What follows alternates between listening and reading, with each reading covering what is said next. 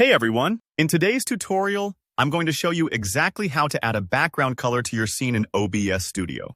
This is a super handy trick if you want to really polish your live streams, add a pop of color behind your content, or just make your setup look way more professional.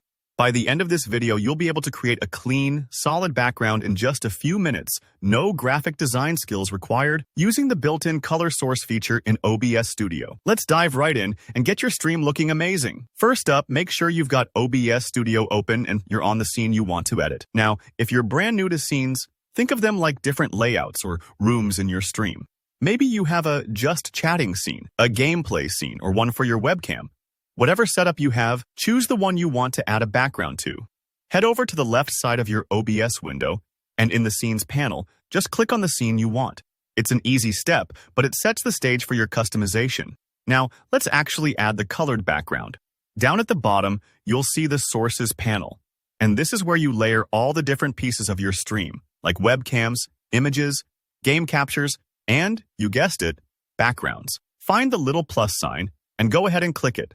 This opens up a list of source types. We're looking for color source, and it's usually near the top or the middle of the list. Select it.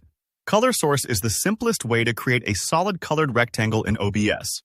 Think of it like laying down a sheet of colored paper behind everything else. When you select color source, OBS will ask you to name your new source. This can be whatever you like, but I always recommend something descriptive so you'll recognize it later, like blue background or red BG. Just type your chosen name and hit OK.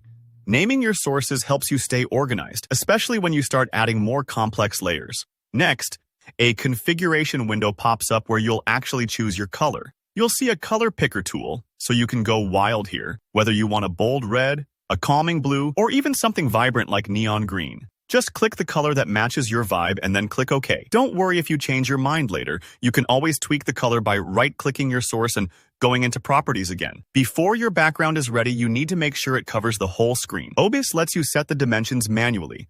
So for most setups, you'll match your output resolution. For example, if your base canvas resolution is 1920 by 1080 pixels, enter those numbers for width and height. This ensures your background fills the entire area, with no gaps or edges showing. Once your dimensions are set, hit OK one last time. If you're unsure about your base resolution, you can find it in OBS's settings under Video, but OBS usually defaults to standard screen sizes, so most of you are probably set. Now, you'll see your chosen color appear in the preview window. Congrats! But there's one more super important step: arranging your sources. In OBS, the order of sources in your list determines which one sits on top, so your new background needs to sit at the very bottom.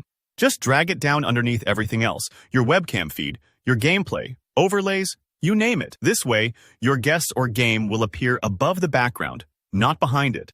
And there you go! You've got a solid, colored background in OBS Studio, ready to make your stream pop. This method is quick, simple, and gives you a ton of creative flexibility.